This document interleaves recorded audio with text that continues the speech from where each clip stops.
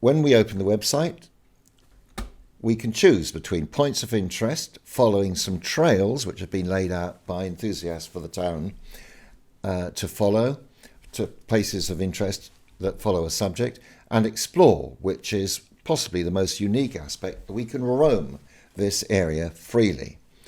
So under the Explore, if we choose a starting point like Market Cross, for example, that takes us to the Market Cross area. We are able to scroll as necessary to see what is just outside our vision. And if we look at the Market Cross itself, we can see how it was built, when it was built, a number of facts and pictures about it. If we click the history icon, we can see what this area might have looked like in the Middle Ages. So this is a reconstruction of this area in 3 dimensions, animated, that gives us an impression of what the area was like in the Middle Ages.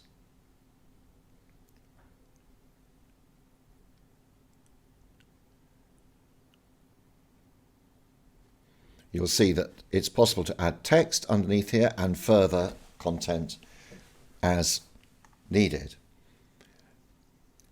It's worth mentioning too, either we can run the website for the client and add their request, whatever content they want, or they themselves, under one of our systems, can add material in a relatively easy way for a non-specialist to do.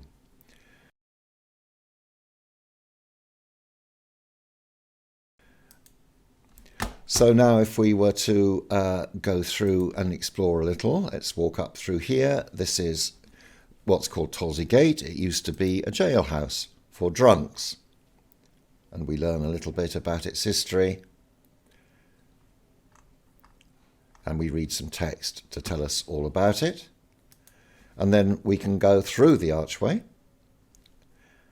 and arrive at Malmesbury Abbey. It's worth saying here that if you arrive at any one of these points with a smartphone on the actual site, then it can be arranged that these places come up automatically. So if you're standing outside the Abbey or in the Market Cross, the relevant scene will come up in front of you. So in this particular case, if we, for example, this is the ruined Abbey, we want to see what it looks like in its entirety, we can look at a drone view of it. And we can look at buildings and other things from angles that you could not normally achieve just by visiting the town. Likewise, if we click the history, we can now see what a similar view would have been like in the Middle Ages. So this is a reconstruction of how the Abbey, complete with the spire, which is no longer there, it has collapsed, and the various parts at either end of the Abbey which have also been ruined and collapsed, we can now see what they would have been like at the time that the Abbey was built in 1492. And we can also get an idea of the surrounding countryside, the walled fortifications that surrounded the area, and so on. This is an interesting one. This tombstone, there is a tombstone here, and if we click on the history icon, we can see that this was the first person to be killed by a tiger that we know of in Britain. And this was at the pub, and we have a reconstruction of the incident when the barmaid, rather foolishly, left the bar and went to tease a cage that was with a local travelling fair that had visited town. And this is what she found.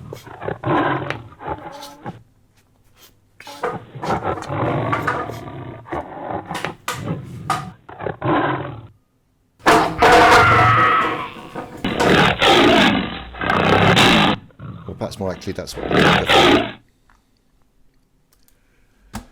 If we were then to have a look, this is interesting. The archway now looks like this, but in the Middle Ages, it looked more like this.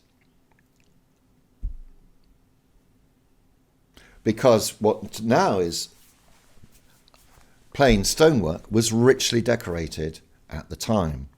And we can see more detail and history about that as we scroll down from this. And we can see a close-up of how we reconstructed. Of course, we don't have the ability of the medieval artist, but we can at least show the technique. And then we can enter the abbey. So once in the abbey, this is an instance where the scrolling is really useful. We can see the entire interior of the abbey. We can see, for example, that there is a cafe, why there's a cafe, what the prices and menu are, and everything you would need to know if you're in need of a cafe. If we have a look at the organ, and we can hear it, and we can beat up a little bit about the organ and its what was there in the beginning, what is there today.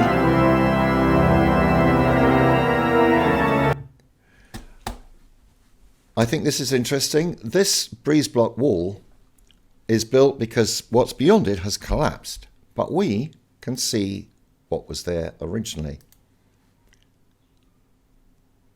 We can fly through the existing wall into our own reconstruction of what that area was like, again, around the 1490s, 1500s.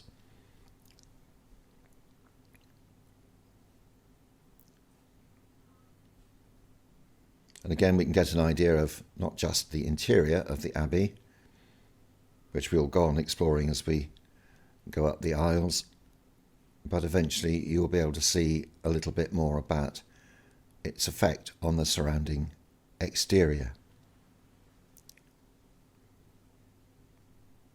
But this street is interesting because it played a role in the Civil War. And this is the view that the invading soldiers during the Civil War had as they approached the abbey, and this is what they did.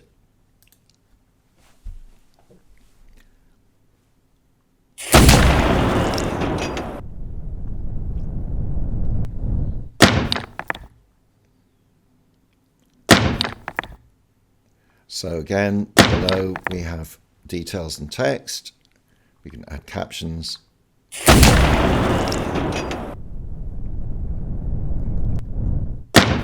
And indeed, then we can begin to show reenactments and other illustrations of how the Civil War around Malmesbury was conducted. Now as we can roam freely, we can go back the way we came. We can go back down here. We can go back to the gate, and then we can go back to the thing. And let's have a look now down the high street. So this is the high street. And there are actually areas of interest that we might want to know the history of. Number 2, the high street, a pub more than once, a draper's, a grocer's, and the former home of the co-op, with lots more detail for those people who are very interested in the history of Malmesbury High Street. If we look at the cafe, we can get photographs of 1881, what it looked like at that time, and the same with the corner site, which was part of a poultry market, jewel makers, lots of detail about what happened there in the past. The bakers the same. And most interesting perhaps, to see what this whole area looked like in the Middle Ages again, we can have a look at the streets as they were many hundreds of years ago.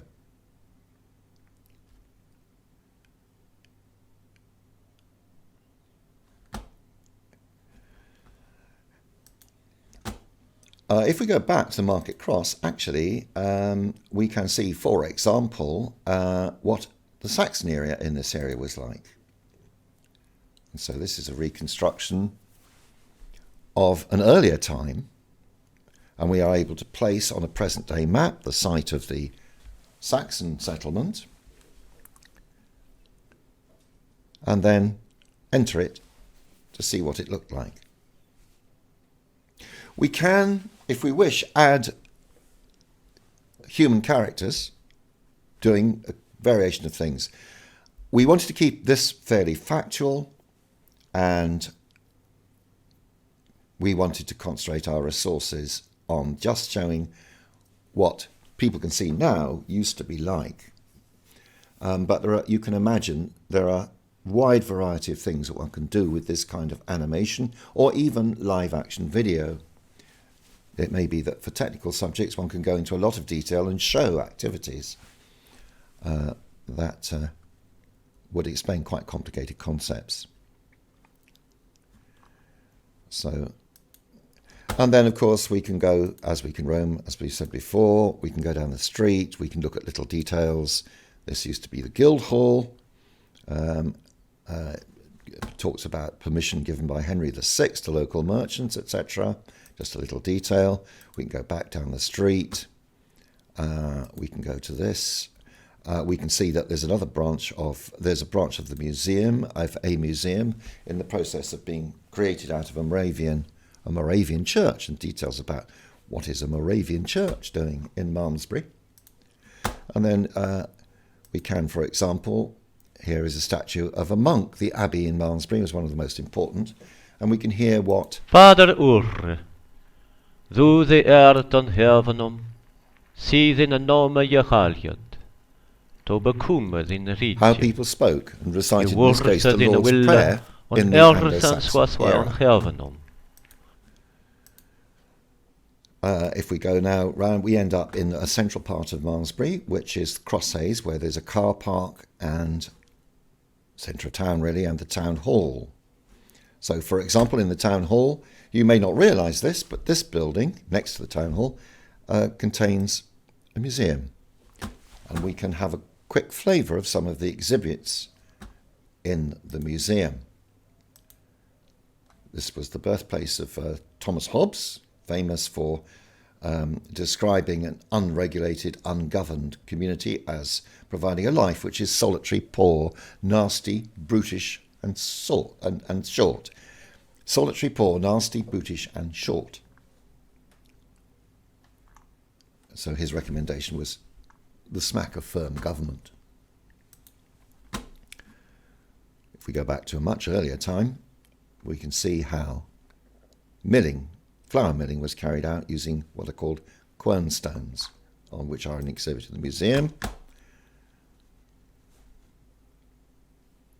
We can look at some treasure that's been found in the area. And we can look at a very famous landlord in the 1800s. He was famous for refusing to allow his inn to be called a hotel because it was a foreign word.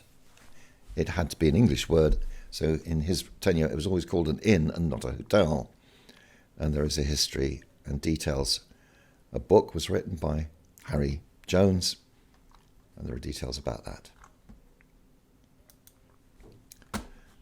So if we go back now, this is an interesting one. There is a famous tale of a monk who very early in history decided to try and fly, and this is his tale. He was called Aylmer, and he designed a flying apparatus based on wings that he attached to his body. In the 11th century, this was quite an innovation. Here is a reconstruction of his design, which was none too stable, as you can see. Here is a reconstruction or reenactment of what we believe might have actually happened.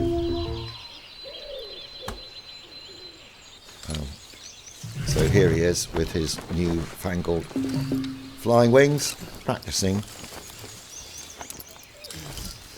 And I'll leave you to visit the site, exploremalmesbury.com, to see what happened to him. This is a somewhat unprepossessing landing site where he actually landed, which of course was green fields at the time. Just to mention, as I say, there are trails. So if you're interested in the garden trail, these are all the sites. And if you click on one of these, in the order in which you might visit them, there are details about what you might find. video in some cases of what you might find as you follow this trail. And this is all linked out to Google Maps, so that you're quite clear, if you're in the town, exactly where you are and where you can go next. And in the same way, if there's anything of particular interest, you can search for it. There's a wide variety of places to visit and things to do. So, for example, if I were to look for lace, for example, and then that'll find it for me, and I can look at the exhibit. Actually, it's in the museum to do with lace, and all of this that you see here is on display in the museum. So, to sum up then, this technology allows us to explore places. We can go backwards, and of course we could, as we hope many of we will, go forward in time as well as backwards in time. So we can see the intentions of what to do with a place, as well as what has taken place in the past. I hope that's of interest. If it is, please get in touch with us. My email address is dbj@tvpp.tv.